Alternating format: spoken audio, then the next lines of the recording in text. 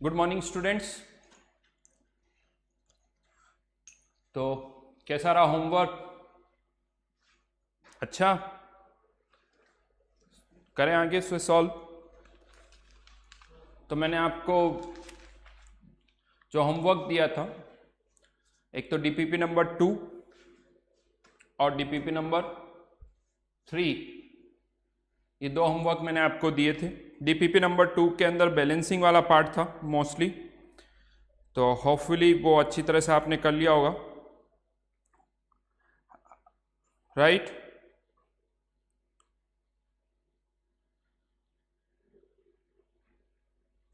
बहुत ही बेसिक से क्वेश्चंस थे। हिट एंड ट्रायल से भी आप उसे बैलेंस कर सकते हो और ABCD मान के भी आप उसे बैलेंस कर सकते हो। उसमें हाँ एक करेक्शन था, उसके अंदर क्वेश्चन नंबर 28 की अगर मैं बात करूं, क्वेश्चन नंबर 28 के अंदर एरर थी CaClO3 whole twice plus Na2SO4 giving CaSO4 plus NaClO3। मुझे प्रिंट निकाल। तो यहां पर ये मिस प्रिंट थी, वहां पर और कुछ नहीं, तो सिंपल सा है ClO3 माइनस, ठीक, ClO3 माइनस जो है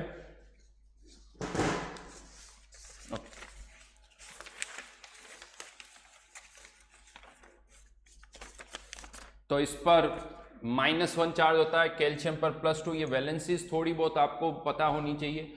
जैसे सल्फेट होता है, इस पर -2 चार्ज होता है, ClO3 इस पे -1 चार्ज होता है। तो कुछ नहीं, जैसे Na2SO4 है, इसकी वैलेंसी अगर मैं वैलेंसीज लिख रहा हूँ यहाँ पर, इसकी +2, इसकी यहाँ पर -1, इसकी +1, इसकी -2, आई थिंक बहुत इजीली बैलेंस कर सकते हो, कुछ खास करना नहीं है। जैसे आप इसको यूँ कह सकते हो, यहाँ पर ClO3 होल ट्वाइस 2 है, यहाँ पर 1 है, तो इसको 2 से मल्टीप्लाई कर दिया। कैल्शियम यहाँ पर 1 है, कैल्शियम यहाँ पर भी 1 है, सल्फेट यहाँ पर भी 1 है, सल्फेट यहाँ पर भी 1 है, और यहाँ 2 सोडियम है, यहाँ पर भी 2। ये बैलेंसिंग हो गई, राइट? चलिए एक एग्जाम्पल और ले लेते हैं।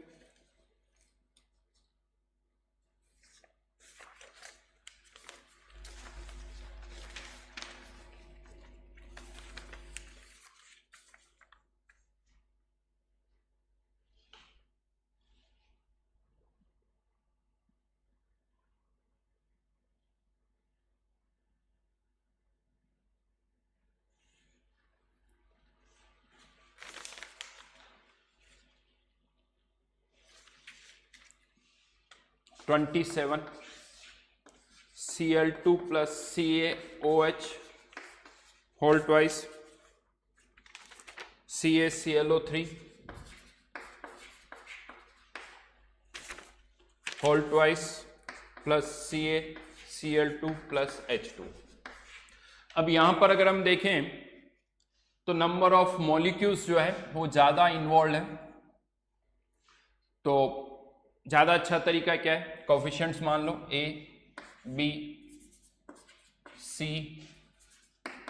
D और E। इक्वेशंस बनाई जा सकती है वापस से, और इक्वेशंस आपको बनानी पड़ेगी क्लोरीन के लिए। 2A इक्वल्स टू, यहां पर क्लोरीन के लिए देखें तो 2C प्लस 2D, ये एक इक्वेशन यहां पर बन गई। दूसरी इक्वेशन कैल्शियम के लिए, तो B equals to C plus D। इसमें से भी आप चाहो तो ये 2 2 2 सबका कैंसिल आउट हो जाएगा, तो यहां से एक चीज निकल के आ गई। इन दोनों से कहा जा सकता है कि A इक्वल्स टू B। अब और किसकी इक्वेशन आप बना सकते हो, तो आप और इक्वेशंस आप चाहो तो हाइड्रोजन के केस में 2B इक्वल्स टू, वहां पर हाइड्रोजन के केस में 2E, और कहीं नहीं है। और एक और इक्वेशन आपको किसकी बनानी होगी, ऑक्सीजन की,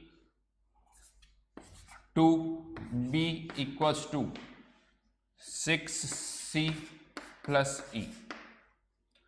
फिर से कह सकता हूं 5 वेरिएबल है ABCDE, 4 इक्वेशन है, सॉल्व कर लीजिए, आंसर आ जाएगा।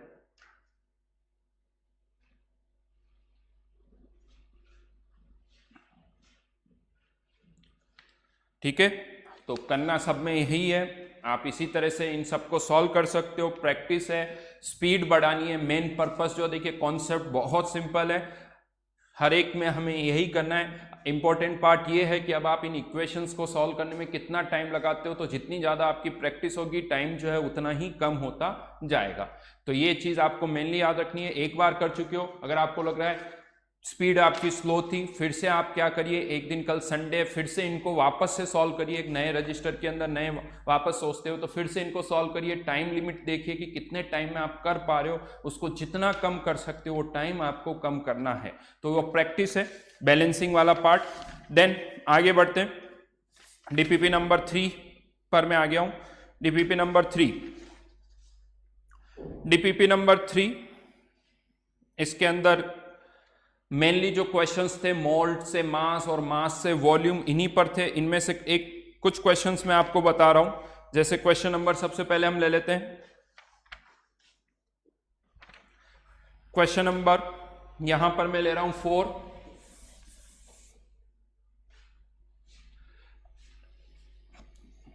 क्वेश्चन नंबर डीपीपी नंबर 3, अब हम जो डिस्कस कर रहे हैं डीपीपी नंबर 3।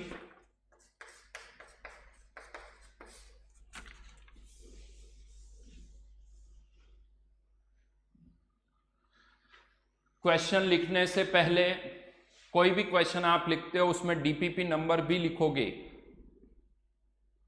डीपीपी नंबर लिखोगे और फिर क्वेश्चन नंबर लिखोगे। रैंडमली ये नहीं समझ में आता, डीपीपी नंबर के साथ हमेशा क्वेश्चन लिखोगे। और दूसरा,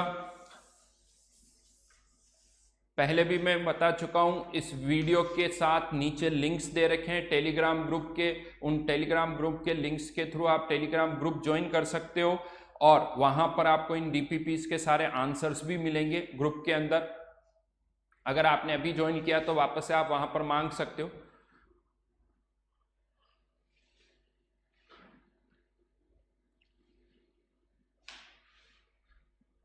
good, DPP number 3, question number 8, question number 11, question number 6, 7,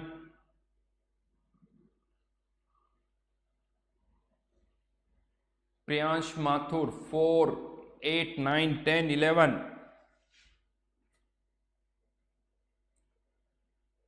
चलिए देखते हैं, इनमें से बताता हूं मैं आपको। फोर्थ क्वेश्चन, फोर्थ मैं आपको क्या फोर्थ बताने वाला हूं, 8th बताने वाला हूं, 9th बताने वाला हूं, लेट से 10th और 11th। अभी पहले इनको डिस्कस करेंगे, उसके बाद आपको लिखना है बाद में। तो क्वेश्चन नंबर 4, एटॉमिक वेट बताना है किसी गैस का। जो इक्वेशन है हमारी PV इक्वल्स टू nRT, यहां पर जो n है वो नंबर ऑफ मोल्स है, तो यहां पर PV equals to mass divided by molecular mass. मैं आपको बता दूं, हमेशा थ्रू आउट द केमिस्ट्री में मास को W से लिखता हूं और M यानी मॉलिक्यूलर मास है, अगर मॉलिक्यूल है और एटम है तो एटॉमिक मास है, इंटू R इंटू T।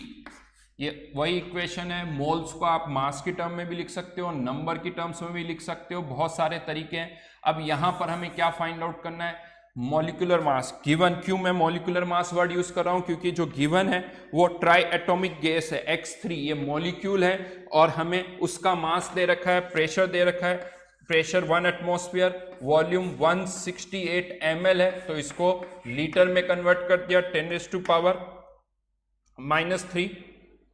या एक ऑप्शन और है यहां पर, रादर देन हम इस तरह से करें, खैर इसको मैं W डिवाइडेड बाय मास हमें दे रखा है 0.36 ग्राम, मॉलिक्यूलर मास फाइंड आउट करना है 0.0821 into 273।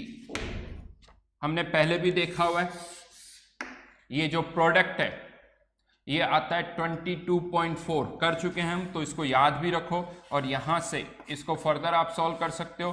0.36 into 22.4 divided by 168 into 10⁻⁻3।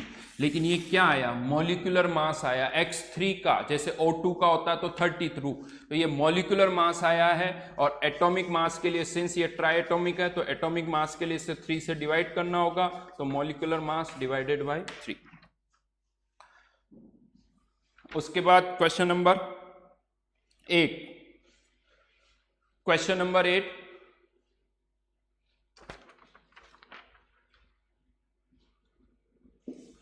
कुछ क्वेश्चंस के मैं डाउट बताऊंगा यहां पर। क्वेश्चन नंबर 8 के अंदर हमें मॉलिक्यूलर वेट दे रखा है 260 ग्राम, 260 मॉलिक्यूलर वेट, और डेंसिटी दे रखी है, तो हमें बताना एक मॉलिक्यूल कितना वॉल्यूम ऑक्यूपाई करेगा। तो volume, mass of one molecule,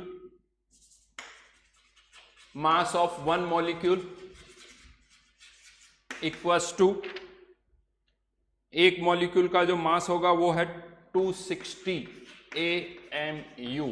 ग्राम में कन्वर्ट करोगे तो 260 इंटू 1.66 इंटू 10⁻⁻24 ग्राम, ये एक मास ऑफ एक मॉलिक्यूल हो गया। डेंसिटी दे रखी है आपको एक मॉलिक्यूल की, तो मास डिवाइडेड बाय डेंसिटी करने से आपको क्या पता चल जाएगा, volume.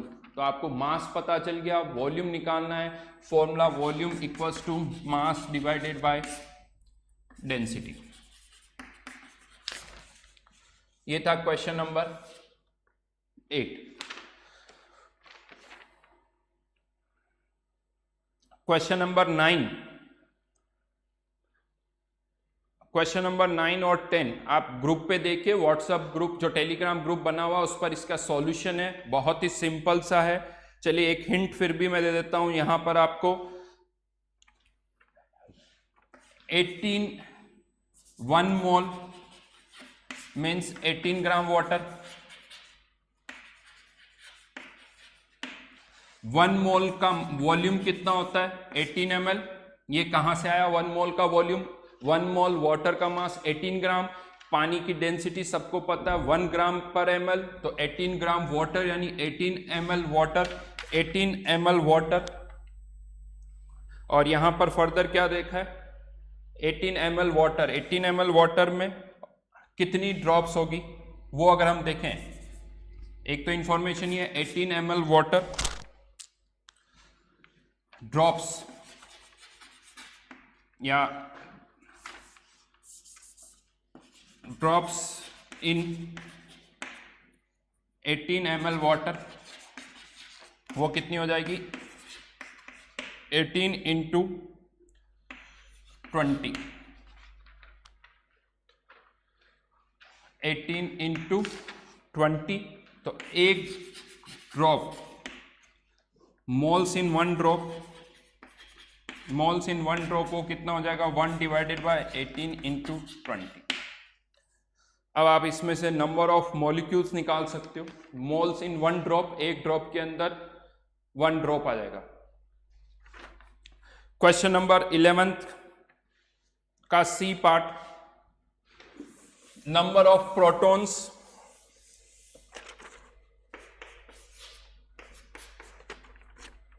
Number of protons in 1 gram molecule, यहां पर लिखा हुआ है 1 ग्राम मॉलिक्यूल ऑफ H2।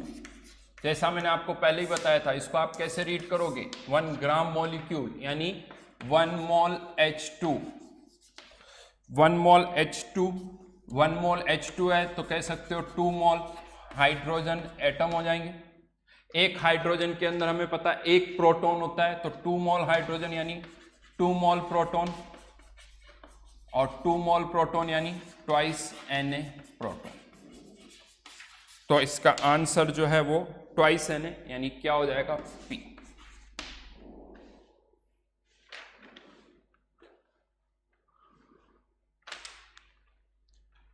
ठीक है,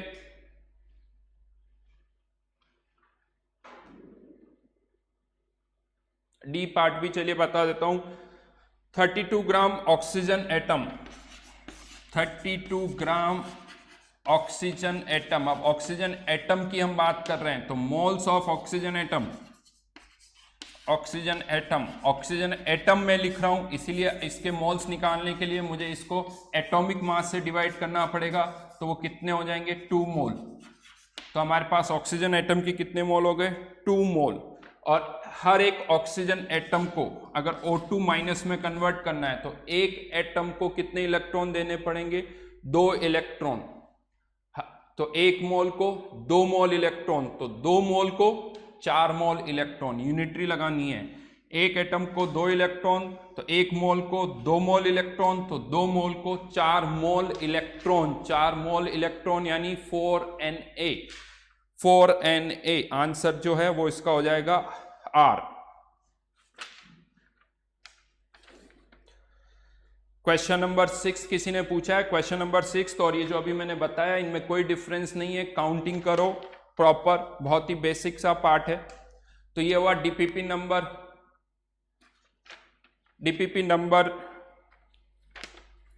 3।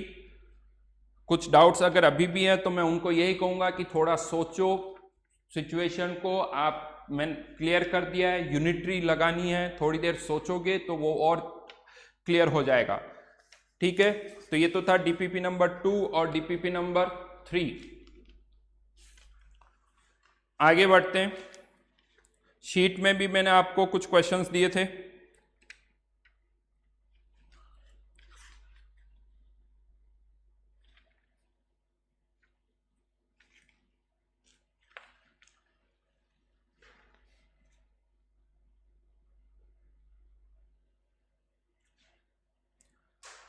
अब सिद्धार्थ पॉल, एक बड़ा अच्छा सा क्वेश्चन उन्होंने पूछा, sir how to avoid silly mistakes. इस पर अगर मैं आपको बताऊं तो सिली मिस्टेक्स अवॉइड कैसे या क्यों होती है, होता क्या है। कोई भी टास्क आप पहले सेलेक्ट करते हो, इसका एक छोटा सा एग्जांपल मैं देता हूं। जैसे कार चलाना जब हम सीखते हैं ना, अब आप अभी छोटे हो सकता है आप में से कुछ को कार चलाना आता हो, लेकिन जब आप कार चलाना सीखते हो तो जो आपका ट्रेनर होता है, पहले दिन जब आप कार में बैठते हो तो जो कंट्रोल आपके पास होते हैं वही सारे कंट्रोल आपके पास वाली सीट में भी होते हैं, और वो ट्रेनर भी उनके पास ब्रेक, एक्सीलेटर, ये सारे फीचर्स उनके भी होते हैं। आपको पहले दिन केवल कहा जाता है कि आप स्टीयरिंग घुमाओ, और कोई एक्टिविटी आपको नहीं कही जाती, केवल आपको स्टीयरिंग घुमाना होता है। तो बड़े आसानी से आप स्टीयरिंग घुमाने लगते हो, बड़ा अच्छा सा लगता है। 2-3 दिन आप स्टीयरिंग घुमाते हो, प्रैक्टिस करते हो, और बड़ा अच्छा फील होता है क्योंकि आपको लग रहा है कि हाँ मैं कार चला रहा हूँ। ठीक है, 2-3 दिन के बाद फिर आपको कहा जाता है कि नहीं, अब आपको और क्या एक्टिविटी करनी है। तो अब आपको कहा जाता है कि आपको एक्सीलरेटर भी दबाना है, थोड़ी उसकी भी स्पीड को कम ज़्यादा करना है, उस पर भी आप पैरों को चलाना है। ठीक है, एक दिन आप एक्सीलरेटर को कम ज़्यादा करते हो और मज़ा आता था कि हम स्पीड भी बढ़ा सकते हैं, कार की 100-200 कुछ भी ले जा सकते हैं। ठीक है, वो ट्रेनिंग में आपको अलाउ नहीं करते हैं, लेकिन मन में यही आता है। उसके बाद आपसे कहा जाता है कि अब आप क्लच दबा के गियर चेंज करो, एक्सीलरेटर नहीं दबाना है। एक एक एक्टिविटी 1 बाय 1 करके कि क्लच दबाना है और गियर भी चेंज करना है। थोड़ी प्रॉब्लम होने लगती है जब आप ये क्लच, क्योंकि स्टीयरिंग भी आपके हाथ में होता है, तो स्टीयरिंग छोड़ के हाथ को गियर पर रखना होता है, तो यहाँ पर कंट्रोल करना मुश्किल होता है। बट फिर भी जो ट्रेनर होता है वो आपकी हेल्प करता है, आपको एक्सीलरेटर नहीं दबाना होता है, वो थोड़ा सा कंट्रोल करता हो। तो आपको कहा जाता है जब आप गियर चेंज कर रहे होते हो तो अब प्रॉब्लम पता क्या होती है कि आपको सामने भी देखना होता है, गियर की तरफ नहीं देखना होता है। लेकिन प्रॉब्लम ये होती है कि गियर चेंज करना तो हमें लगता है गियर की तरफ तो देखना पड़ेगा कि 1 किधर है, 2 किधर है, 4 किधर है, तो वहां देखना पड़ता है। ठीक है, थोड़ा अजीब सा लगता है, लेकिन धीरे धीरे हम करते हैं। इस तरह से क्या होता है, 6-7-10 दिन निकल जाते हैं, हर एक एक्टिविटी आप कर लेते हो, अभी तक कोई प्रॉब्लम नहीं होती। प्रॉब्लम अब आना स्टार्ट होती है। अब आपका ट्रेनर आपको कहता है कि अब आपको सारी एक्टिविटी एक साथ करनी है, और जैसे ही आपको ये कहा जाता है अब आपको कुछ भी समझ में नहीं आता है। आपको क्लच दबाने के लिए कहा जाता है तो आपका एक्सीलरेटर दब जाता है, ब्रेक दबाना होता है एक्सीलरेटर दब जाता है, यानी कुछ नहीं समझ में आता है। गियर चेंज करना होता है तो हाथ को इस तरह से कुछ करना पड़ता है, गियर के बजाय आप स्टीयरिंग को घुमा देते हो।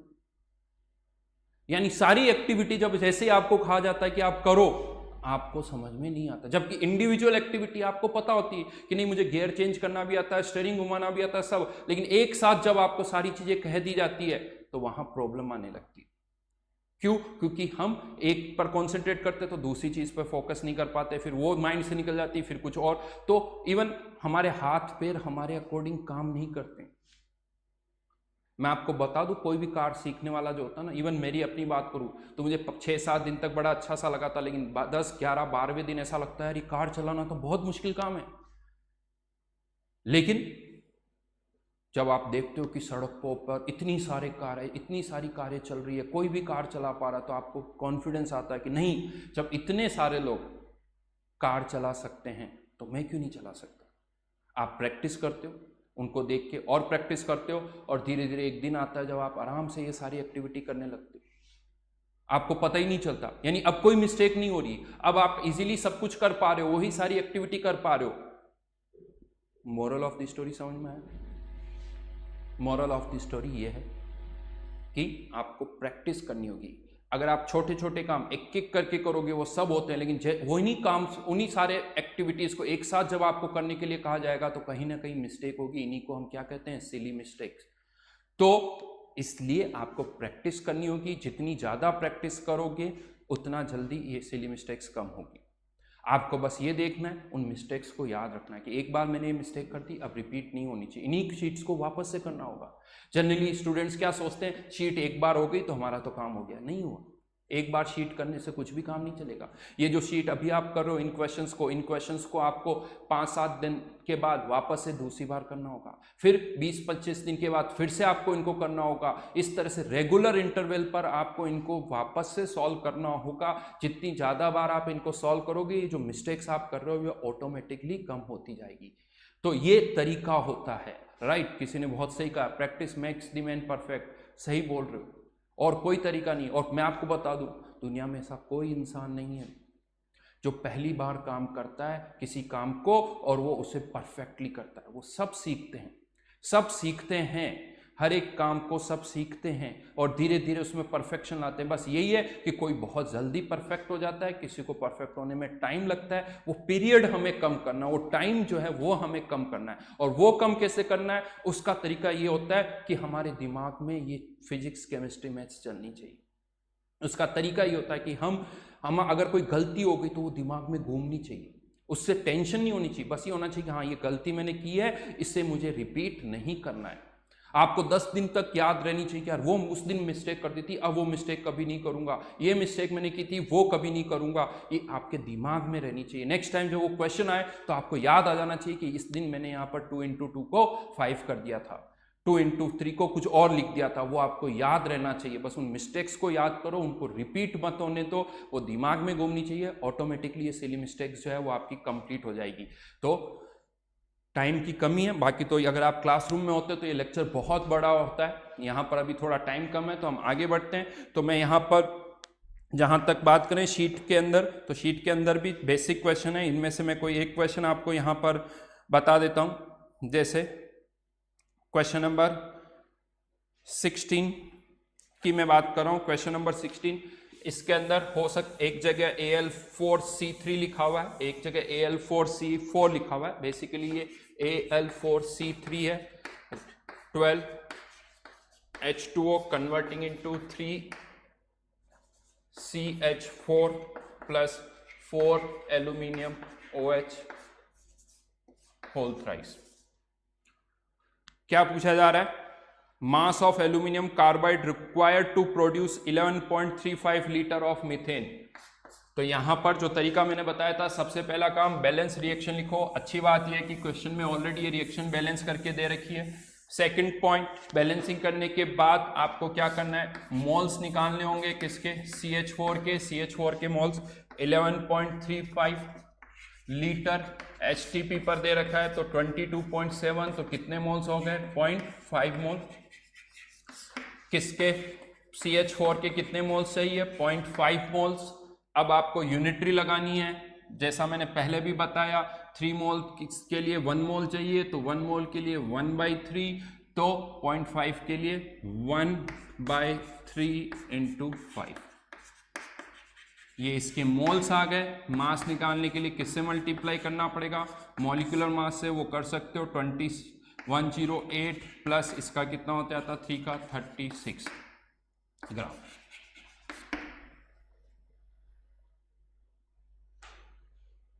ठीक है। इसके अंदर क्वेश्चन नंबर 15, रिएक्शन लिखो C5H12O की ऑक्सीजन के साथ। अच्छा, ये रिएक्शन के प्रोडक्ट क्या बनेंगे?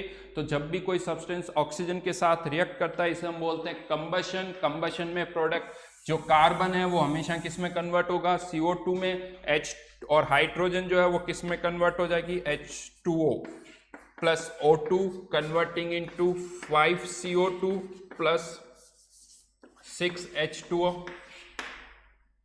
5CO2 6H2O। अब हमें ऑक्सीजन को बैलेंस करना है, 10 + 6 16, जिसमें से एक यहां पर है तो यहां पर कितनी चाहिए? 15, तो 15 डिवाइडेड बाय 2।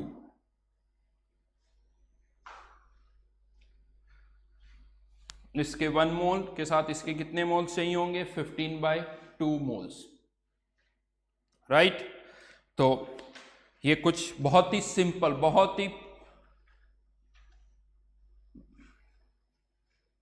बहुत ही सिंपल से क्वेश्चंस हैं। सिद्धार्थ पाल, आपका क्वेश्चन थोड़ा समझ में नहीं आया। राइट नाउ ये सारी डीपीपीस मैंने आपसे कहा था टेलीग्राम जो ग्रुप है उसमें लिंक पे अंदर ये सारी इंफॉर्मेशन दे रखी है। हाँ, कोटा जब आओगे तो आपको हार्ड में भी ये मिल जाएगी, हार्ड कॉपी की फॉर्म में। तब तक आप सॉफ्ट कॉपी यूज करो या प्रिंट आउट निकाल सकते हो घर पर।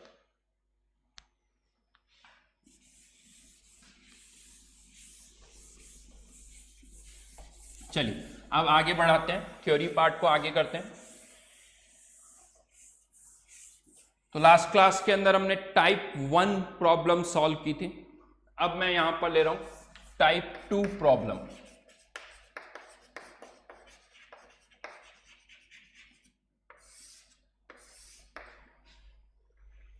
Type 2 problem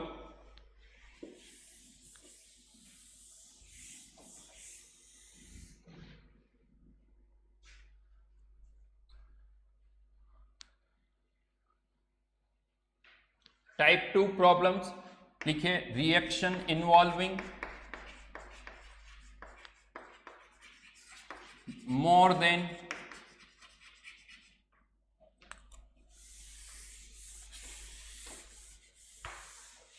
one reactant. एक से ज्यादा रिएक्टेंट हो तो क्या होगा? इसके अंदर भी हम 2 पार्ट ले रहे हैं। Case 1, amount of only one reactant is given.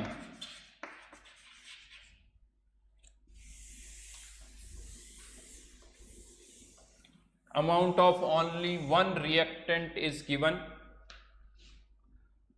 जैसे N2 + 3H2 giving ammonia, और हमें गिवन है लेट से इसके 2 मोल्स हैं और पूछा जाता है कि बताओ अमोनिया कितनी प्रोड्यूस होगी। अमोनिया कितनी प्रोड्यूस होगी ये आपसे कहा जाता है या पूछा जाता है। तो बड़ा सिंपल है, आप कह सकते हो यूनिटी लगा के 1 मोल से 2 मोल्स, तो 2 मोल से इसके कितने मोल प्रोड्यूस होंगे? 4 मोल। ये हमारा आंसर हो गया। लेकिन ये जो आंसर हमने दिया है, ये आंसर देते वक्त हमने कुछ अज्यूम किया है। क्या अज्यूम किया है? अगर मैं आपसे कहूं कि मान लो मेरे पास नाइट्रोजन के 2 मोल और हाइड्रोजन नहीं है, कुछ भी नहीं है, तो क्या अमोनिया बन जाएगी? नहीं, अमोनिया बनाने के लिए नाइट्रोजन भी चाहिए और हाइड्रोजन भी चाहिए। तो ये जो आंसर आपने दिया है 2 मोल से 4 मोल, ये तब होगा जब हमारे पास कंटेनर में हाइड्रोजन भी होगी। तो यहां पर हमने मान लिया कि कंटेनर के अंदर हाइड्रोजन है और वो सफिशिएंट अमाउंट में है, जितनी हमें चाहिए उतनी हाइड्रोजन अवेलेबल है या उससे भी ज्यादा अवेलेबल है। तो इसके 2 मोल से इसके कितने मोल बन जाएंगे? 4 मोल। तब आप ये कह सकते हैं, यानी यहां पर हमने माना है कि जो दूसरा रिएक्टेंट है वो सफिशिएंट अमाउंट में प्रेजेंट है। ये हम यहां पर मान रहे हैं, यानी amount of one reactant is given, then assume other to be present in sufficient amount। हम मान लेते हैं कि जो दूसरा रिएक्टेंट है वो सफिशिएंट अमाउंट में प्रेजेंट है। इनफैक्ट सफिशिएंट अमाउंट कितनी है वो भी आप फाइंड आउट कर सकते हो, कैलकुलेट कर सकते हो। 1 मोल के लिए कितनी चाहिए 3 मोल्स, तो 2 मोल्स के लिए कितनी चाहिए 6 मोल। तो राइट नाउ कंटेनर के अंदर हाइड्रोजन मिनिमम 6 मोल्स तो होनी ही चाहिए, तब इसके 4 मोल बनेंगे। तो ये कंडीशन है, बट हमारा क्वेश्चन बड़ा क्लियर था। क्वेश्चन था कि 2 मोल नाइट्रोजन से कितनी अमोनिया बनेगी, तो ये आपको मानना ही पड़ेगा कि हाँ हाइड्रोजन सफिशिएंट है, तो सीधा सीधा आंसर 2 मोल से कितने मोल 4 मोल। ये हमारा यहाँ पर आंसर हो गया। तो अगर किसी एक ही रिएक्टेंट की अमाउंट गिवन है तो दूसरे की हम सफिशिएंट अमाउंट में अज्यूम कर सकते हैं। लेकिन इसी के अंदर सेकंड पार्ट पर आते हैं, case 2। If amount of both reactants are given,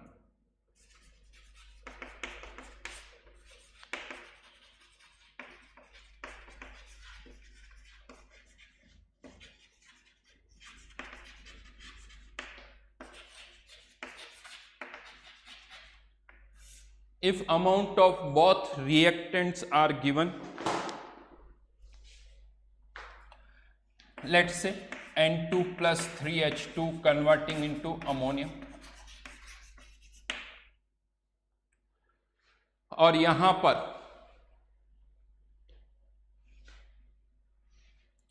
पर गिवन है इसके 2 मोल है और इसके हमें दे रखे हैं 4 मोल। यानी एक कंटेनर के अंदर हमने नाइट्रोजन के 2 मोल और हाइड्रोजन के 4 मोल्स को मिक्स कर दिया, और अब हमें पूछा जाता है कि बताओ अमोनिया कितनी प्रोड्यूस होगी। अब कैसे करें इसको?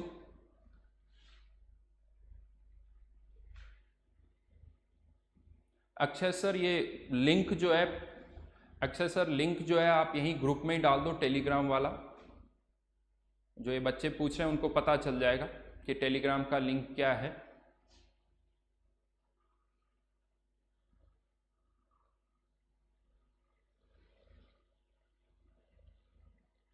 राइट, अब हमें इसको सॉल्व करना है। यहां पर जो अभी तक हमारा तरीका था,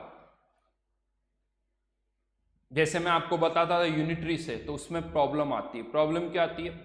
अगर इसके 1 मोल से इसके 2 मोल्स है तो 2 मोल से कितने हो जाएंगे 4 मोल्स। तो अकॉर्डिंग टू, अगर हम हाइड्रोजन को ना सोचें तो नाइट्रोजन के 2 मोल से हाइड्रोजन के कितने मोल्स बनेंगे 4 मोल। लेकिन यही यूनिटरी अगर हम हाइड्रोजन से लगाएं तो 3 मोल से 2 मोल, तो 1 मोल से 2/3, तो 4 मोल से 2/3 इंटू 4 यानी 8/3। आंसर सेम नहीं आ रहा है। एक से आंसर आ रहा है 4, नाइट्रोजन से आंसर आ रहा है 4, हाइड्रोजन से आंसर आ रहा है 8/3। आंसर वेरी कर रहा है। क्यों ऐसा हो रहा है वो समझते हैं। तो इसको समझाने से पहले मैं आपको एक सिंपल सा एग्जांपल ले लेता हूं, शायद वो उसके बाद मुझे ये समझाना आसान लगे, आपको आसानी से ये समझ में आ जाए। एक डाइनिंग टेबल जो होती है, एक डाइनिंग टेबल जो होती है वो कैसे बनती है? एक टेबल और जनरली हम कहते हैं 6 चेयर्स होती है। तो मैं इसको एक रिएक्शन की फॉर्म में लिख रहा हूं। एक टेबल और 6 चेयर मिलके क्या बनाती है? एक डाइनिंग टेबल। इसका कोफिशिएंट भी 1 है, इसका कोफिशिएंट भी 1 है।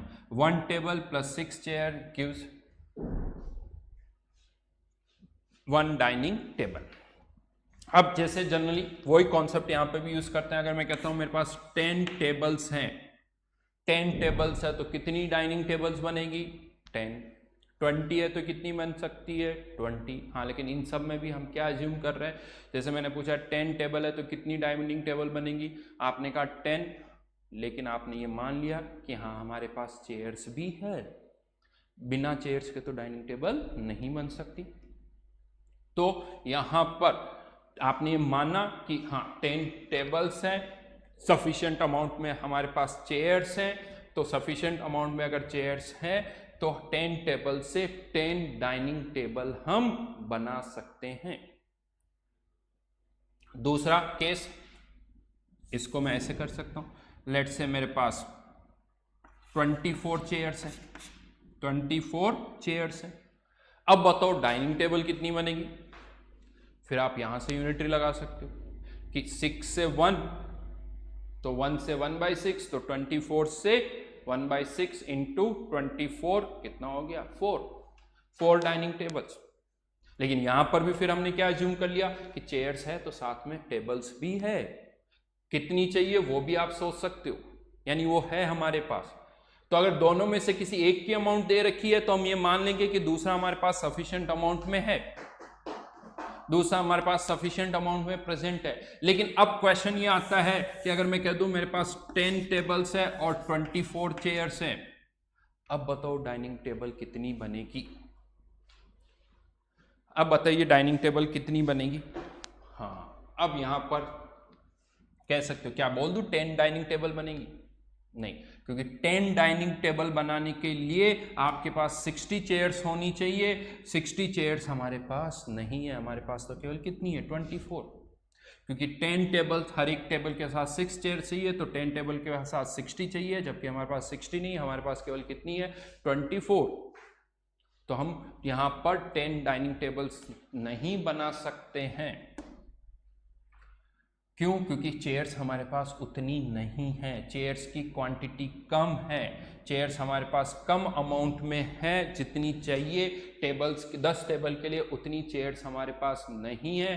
तो यहाँ पर हम इसे ऐसे कहते हैं कि चेयर्स जितनी रिक्वायर्ड है उससे कम है, तो इसको एक नाम दिया जाता है, इसको बोला जाता है, एक तरह से ये रिएक्टेंट हो गए, ये प्रोडक्ट हो गए, तो आप इसे बोल सकते हो ये जो है वो लिमिटिंग रिएक्टेंट है, लिमिटिंग रिएक्टेंट। ये चेयर जो है वो लिमिटिंग है, यानी यहां पर उसे यूं कह सकते हो कि जो चेयर्स है वो कम है, चेयर्स पूरी कंज्यूम हो जाएगी और टेबल्स जो है वो पूरी कंज्यूम नहीं होगी। या यूं कह सकते हो कि जो टेबल्स है वो एक्सेस अमाउंट में है, वो बच जाएगी, चेयर्स जो है पूरी कंज्यूम हो जाएगी। यानी जो लिमिटिंग रिएक्टेंट होता है वो हम पूरा कंज्यूम हो जाता है, वो बचता नहीं है। तो लिमिटिंग रिएक्टेंट हम उसे कहते हैं जो कि विच consumes completely in a chemical reaction, which consumes completely in a chemical reaction.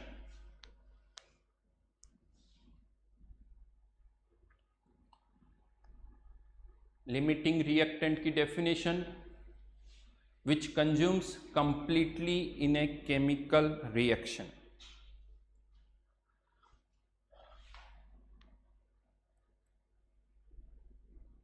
अब यहां पर ये नंबर्स थे तो बड़ा आसानी से समझ में आ रहा था।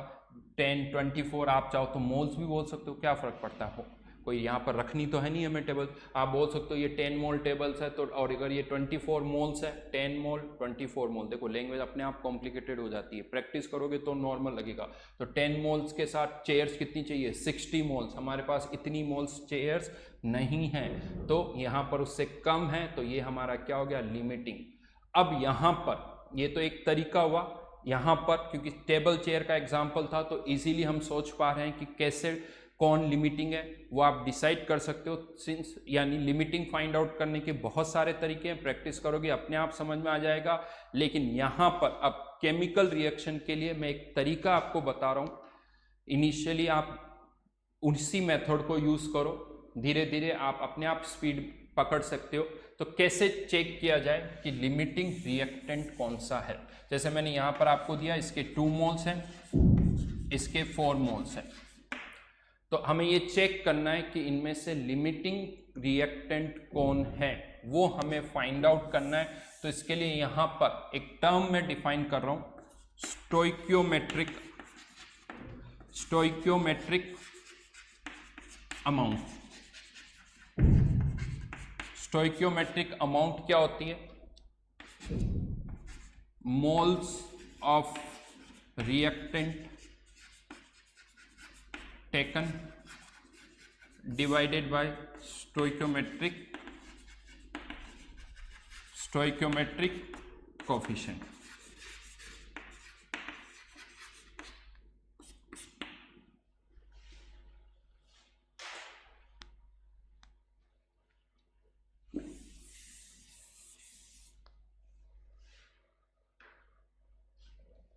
moles of reactant taken divided by stoichiometric coefficient. Moles of reactant ये अब जैसे आपको नाइट्रोजन के लिए स्टोइक्योमेट्रिक अमाउंट निकालनी है फॉर एग्जांपल, तो नाइट्रोजन के हमने कितने मोल लिए? 2 मोल। नाइट्रोजन के 2 मोल डिवाइडेड बाय स्टोइक्योमेट्रिक कोफिशिएंट, तो नाइट्रोजन की स्टोइक्योमेट्रिक अमाउंट क्या हो जाएगी? इसको मैं शॉर्ट में लिख रहा हूँ स्टोइक्योमेट्रिक, और यहाँ से ए, स्टोइक्योमेट्रिक अमाउंट ऑफ नाइट्रोजन। तो नाइट्रोजन के 2 मोल, स्टोइक्योमेट्रिक कोफिशिएंट 1, तो नाइट्रो 2 हो गया। एक काम करते हैं, यहाँ पर इस स्टोइक्योमेट्रिक अमाउंट को मैं इसके ऊपर लिख देता हूँ 2 divided by 1। Stoichiometric amount of hydrogen, hydrogen के 4 मोल्स है डिवाइडेड बाय 3, ये रेशियो कितना आ गया? 4/3, 4/3 लिख दिया मैंने यहाँ पर। तो ये तो हो गई इनकी स्टोइक्योमेट्रिक अमाउंट, यानी स्टोइक्योमेट्रिक अमाउंट कैसे निकालनी है? तो जो भी मोल्स आपने लिए हैं 5, 10, 15 मोल्स, उनको उनके स्टोइक्योमेट्रिक कोफिशिएंट से डिवाइड कर दोगे तो उसे हम कहते हैं स्टोइक्योमेट्रिक अमाउंट। और अब ये जो हमें, ये तो स्टोइक्योमेट्रिक अमाउंट हमने फाइंड आउट किया। याद रखना तरीका क्या है, ये तो मैंने आपको सिस्टमेटिकली बताया, बट हमेशा आपको इतना लिखने की जरूरत नहीं है। आपको स्टोइक्योमेट्रिक अमाउंट हमेशा केमिकल रिएक्शन लिखनी है, पहले उसे बैलेंस करना है, उसके नीचे जो भी मोल्स हमने लिए हैं वो आपको लिखने हैं, और उसके बाद स्टोइक्योमेट्रिक अमाउंट कैलकुलेट करने का तरीका इसके ऊपर, नीचे नहीं, यहाँ नहीं, फिर से बोल रहा हूँ, यहाँ नहीं लिखोगे, यहाँ ऊपर लिखोगे 2 डिवाइडेड बाय 1, 4 डिवाइडेड बाय 3, ये इनकी क्या हो गई? स्टोइक्योमेट्रिक अमाउंट। तो यहां पर स्टोइक्योमेट्रिक अमाउंट हमें पता चल गई। अब लिमिटिंग रिएक्टेंट कौन होगा? जिसकी स्टोइक्योमेट्रिक अमाउंट सबसे कम होगी। जिसकी स्टोइक्योमेट्रिक अमाउंट सबसे कम होगी वो लिमिटिंग होगा। तो यहां पर सब्सटेंस या reactant with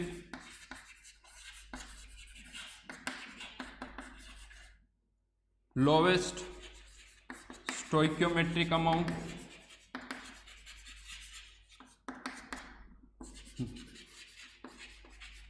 will be limiting reactant, LR। अब शॉर्ट में मैं लिख देता हूं लिमिटिंग रिएक्टेंट, यानी राइट डाउन यहां पर देखें तो लिमिटिंग रिएक्टेंट कौन होगा? हाइड्रोजन, क्योंकि इसकी स्टोइक्योमेट्रिक अमाउंट कितनी है? 4/3, तो हाइड्रोजन जो होगा वो यहां पर लिमिटिंग होगा। वही लॉजिक आप यहां पर भी लगा सकते हो, जो टेबल चेयर वाला एग्जांपल मैंने लिया था यहां पर भी आप लगा सकते हो। 10, 24, 10 डिवाइडेड बाय 1, 24 डिवाइडेड बाय 6, ये 10 है, ये 24 है बाई 6 यानी 4। तो लिमिट स्टोइक्योमेट्रिक अमाउंट किसकी कम हुई? चेयर की। तो चेयर यहां पर क्या हो गई? लिमिटिंग।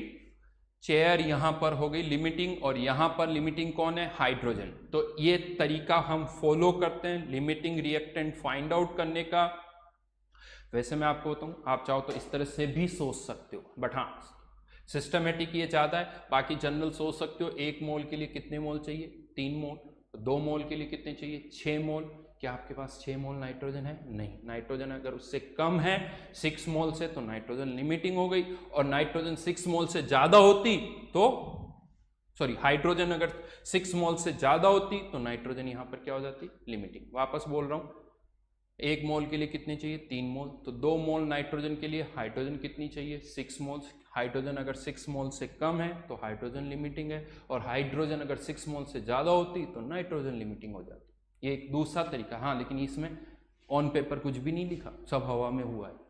यूनिटरी लगाई मैंने हवा में। ये तरीका क्यों ज़्यादा अच्छा है? क्योंकि यहाँ पर पेपर पर कुछ आपको दिख रहा है, बट प्रैक्टिस करते करते और फास्ट इस प्रोसेस को आपको करना चाहिए। देखते ही समझ में आ जाना चाहिए कि कौन लिमिटिंग है। नाउ हाँ, हो सकता है आप में से यहाँ पर किसी और को कुछ और तरीके भी पता हो, तो वो आप यूज करना चाहो तो कर सकते हो, बट ये तरीका तो आपको पता होना ही चाहिए। तो मैं ये कहूँगा पहले आप इन्हीं मेथड्स की पहले प्रैक्टिस करोगे, इस मेथड से ज़्यादा से ज़्यादा करोगे। जब इस पर आपका कमांड आ जाए, कंट्रोल आ जाए, तो आपको बस कॉन्फिडेंस रखना है कि हाँ मैं ये क्वेश्चन कर सकता हूँ। फिर आप और कोई तरीका भी यूज़ करना चाहो तो कर सकते हो। अब उसके बाद क्या करें? लिमिटिंग भी पता चल गया, अब उसके आगे क्या करना है? तो जब आपको लिमिटिंग पता चल गया तो अब मैं आपको बता दूँ, जो प्रोडक्ट की अमाउंट है वो हमेशा लिमिटिंग रिएक्टेंट से फाइंड आउट करोगे। जो एक्सेस में होता है उससे नहीं करोगे, लिमिटिंग LR से करेंगे। तो टू यहां पर लिख सकते हो एक line, to determine amount of product form to determine amount of product form use amount of LR limiting reactant, use amount of LR limiting reactant। तो अब अगर मुझे अमोनिया की अमाउंट फाइंड आउट करनी है तो मुझे किसकी अमाउंट से करनी होगी? हाइड्रोजन से, नाइट्रोजन से नहीं करनी होगी। तो कैसे लगाएंगे यूनिटरी? ये पूरा कंज्यूम हो जाएगा, तो इसके नीचे जो LR है उसके नीचे क्या लिख दो? 0। यूनिटरी 3 मोल से 2 मोल, तो 1 मोल से 2/3, तो 4 मोल से 2/3 इंटू 4।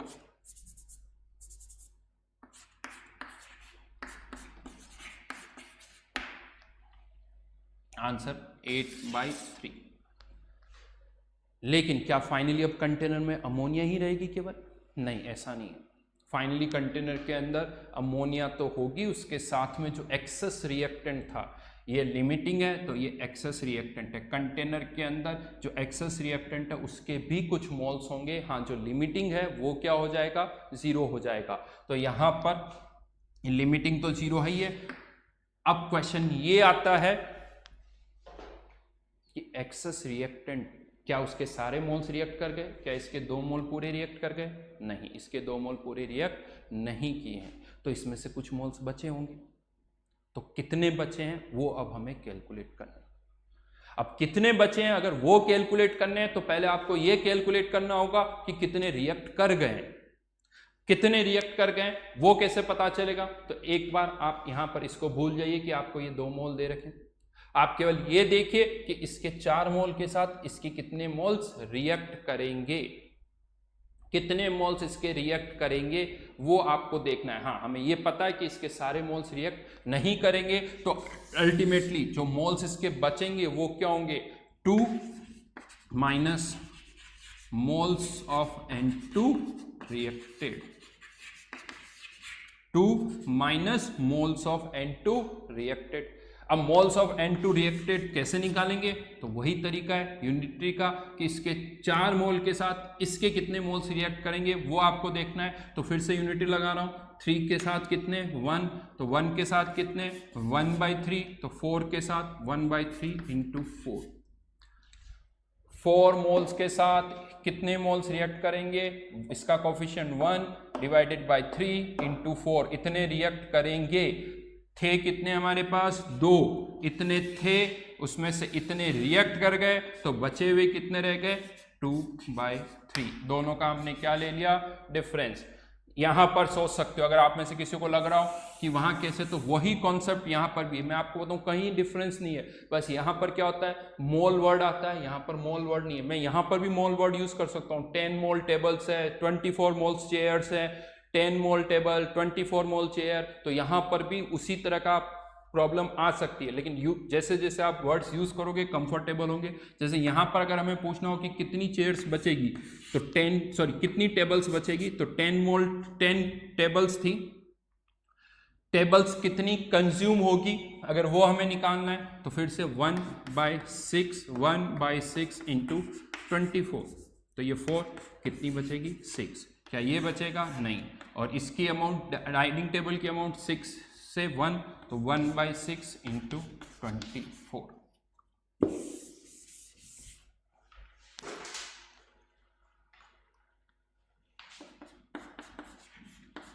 ये फाइनल आंसर हमारा हो जाएगा।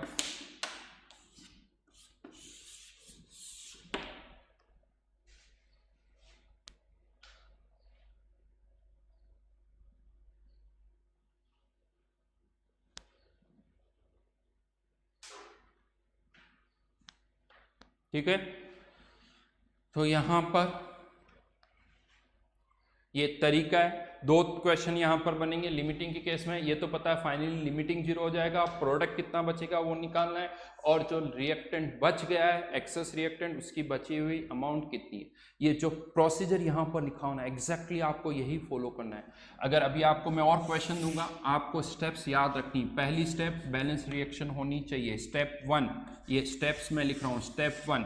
स्टेप 2 जो भी इनके अमाउंट दे रखी मोल्स की टर्म में वो आपको यहाँ लिखनी है, मास की टर्म में नहीं। ये हो गई स्टेप स्टेप 1, ये स्टेप 2, 2 मोल, 4 मोल, 20, 30 जो भी मोल्स दे रखे हैं। स्टेप 2 ये फिर यहाँ पर आपकी क्या हो गई, स्टेप 3 यहाँ ऊपर जा रही है, ध्यान रखना 1 2 3 स्टोइकियोमेट्रिक अमाउंट वो आपको यहाँ लिखनी है, ये हो गई हमारी स्टेप 3। उसके बाद जो लोवेस्ट होगा वो आपका क्या होगा, LR। तो डिसाइड करना है कौन सा लिमिटिंग है, राइट नाउ ये लिमिटिंग है, तो इस तरह से यहाँ पर एरो बना के लिख सकते हो। ये हमारी क्या हो गई, स्टेप 4, ये हो गई स्टेप 4। उसके बाद प्रोडक्ट की अमाउंट आपको किसके थ्रू निकालनी है, LR के थ्रू। तो प्रोडक्ट की अमाउंट आप LR के थ्रू निकाल सकते हो, वो हो गई स्टेप 5। उसके बाद रिएक्टेंट कौन सा बचा हुआ है उसकी अमाउंट कितनी होगी, तो ये हमारी हो गई स्टेप, ये मैं लिख सकता हूं स्टेप 5, और ये हमारी हो गई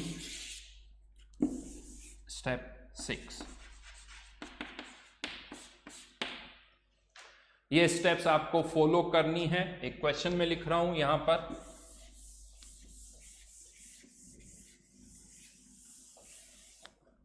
चलिए अभी तो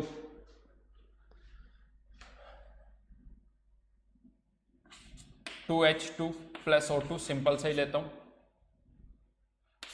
ट्वाइस H2, इसके भी 10 मोल है और इसके भी 10 मोल है। आपको क्या बताना है, moles of H2O produced,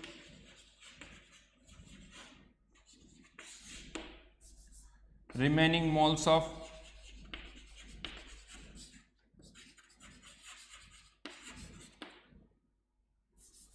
reactant, remaining moles of reactant किसके कितने मोल्स बचेंगे। बहुत आसान क्वेश्चन है, 10 मोल्स ऑफ H2 और 10 मोल्स ऑफ O2।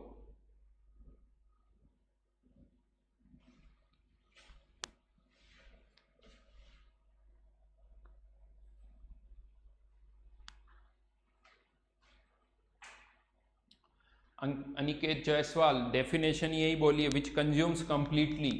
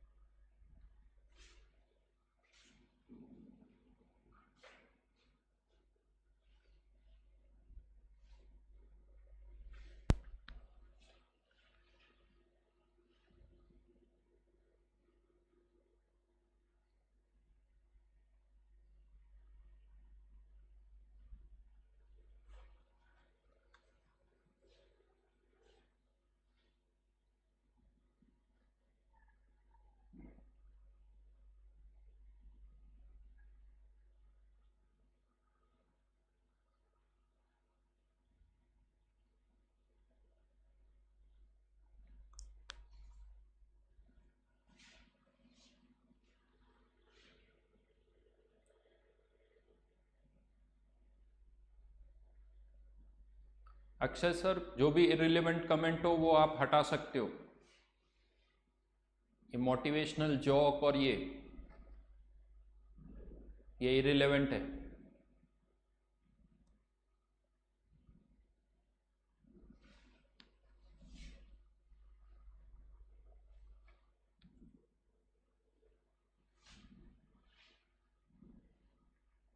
यहाँ पर 2 रिएक्टेंट है, remaining moles of reactant 2 reactant है, H2 और O2, यानी इसके भी बचे हुए मोल्स और इसके भी बचे हुए। ऑब्वियसली किसी एक के तो 0 आ जाएंगे, वो किसके 0 होंगे वो आपको बताना है। प्रोसीजर सामने बोर्ड पर लिखा हुआ है।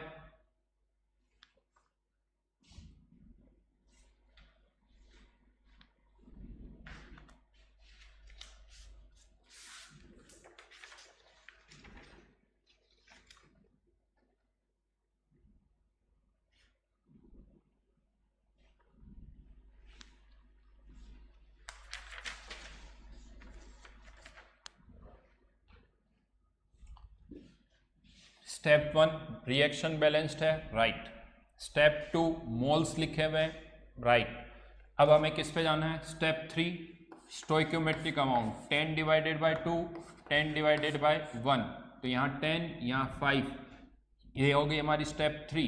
तो लोवेस्ट क्या है H2, तो ये H2 हमारा क्या हो गया LR, तो ये हमारी क्या हो गई स्टेप 4।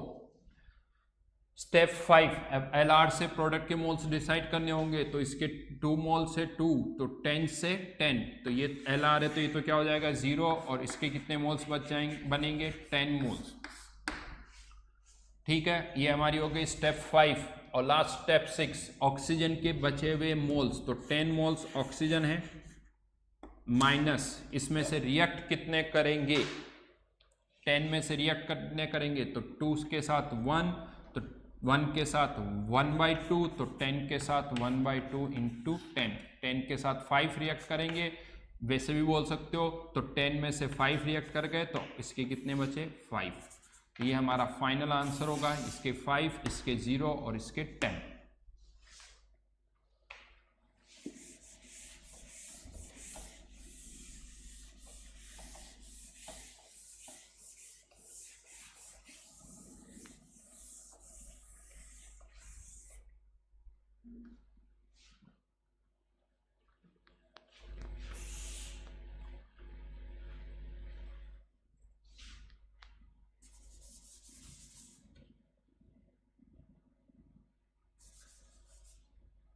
एक और question.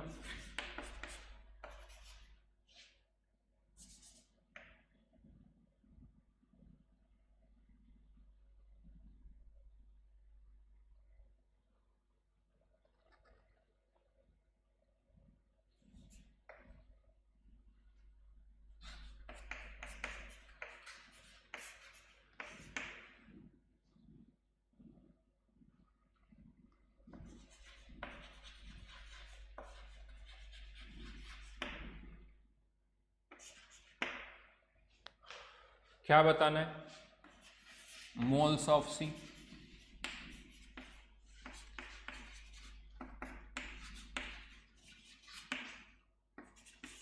Remaining moles of reactant.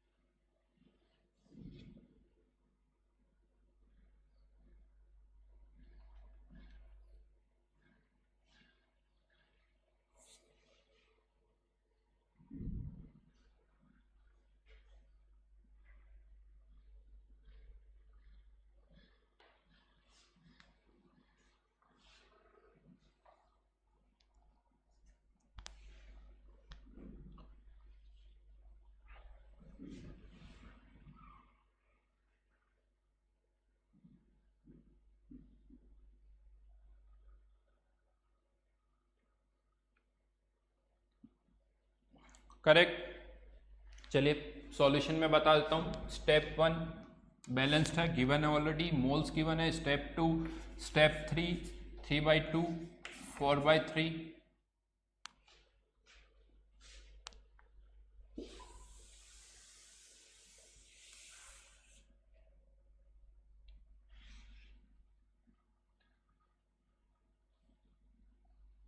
Then limiting कौन होगा, ऑब्वियसली बी, ये हो गया LR। स्टेप 4 LR से प्रोडक्ट की अमाउंट डिसाइड करेंगे, तो 3 मोल से 1, तो 1 से 1/3 इंटू 4, ये क्या हो जाएगा 0। और किसके मोल्स बताने, A के एक्सेस अमाउंट में है, तो 2 - 2/3 इंटू 4, 8/3, इसको सॉल्व करोगे तो ये आ जाएगा 1/3।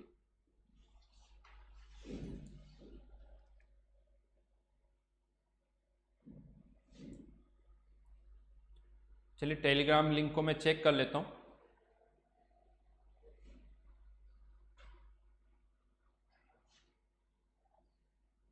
है ना। चलिए होमवर्क कल नेक्स्ट टाइम के लिए।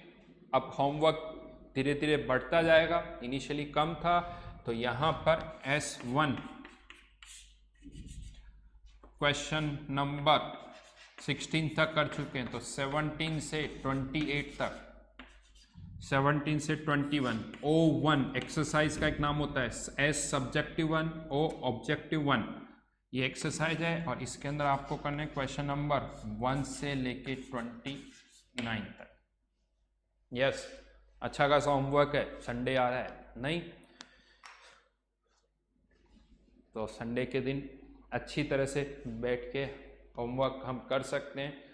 प्रैक्टिस करिए पहले, again question by the way आपसे नहीं हो रहे हैं तो इन्हीं क्वेश्चंस को जो किए हुए हैं उनको पहले वापस से करिए, प्रैक्टिस करिए। जैसे जितनी ज़्यादा प्रैक्टिस होगी, डाउट्स आप पूछ सकते हो, तो आई थिंक डाउट्स पूछते जाइए। और अगेन प्रोसीजर को देखिए, मैं कैसे करता हूँ, स्टेप्स कैसे लिखता हूँ, आपको दिखनी चाहिए। आंखें आपकी बंद हो लेकिन ये चलना देख ऐसा लगना चाहिए कि सर की क्लास चल रही है। रात को सोते वक्त आपको ऐसा लगना चाहिए कि यार सर मोल्स को इधर से उधर कह रहे थे। सपने आते ना, कोई अच्छी सी मूवी देख के आते हैं तो वो रात को नींदों में आती है, राइट। तो यहाँ पर मेरा चेहरा नहीं आया कोई बात नहीं है, बट ये बोर्ड आपके सपनों में आना चाहिए कि बोर्ड पर सर ने एक रिएक्शन लिख दी, इसके मोल्स ये लिख दिए। जिस दिन ये सपनों में आने लग गए ना ये बोर्ड, जेई 100% आपका जेई में सिलेक्शन हो जाएगा। सही बोल रहा हूँ मैं आपको, आपका सिलेक्शन हो जाएगा। जब आपको सपनों में ये बोर्ड दिखने लग जाएगा ना, अपने आप आपका सिलेक्शन हो जाएगा। तो ठीक है, ऑल द बेस्ट। ये होमवर्क फिर नेक्स्ट टाइम मिलते हैं।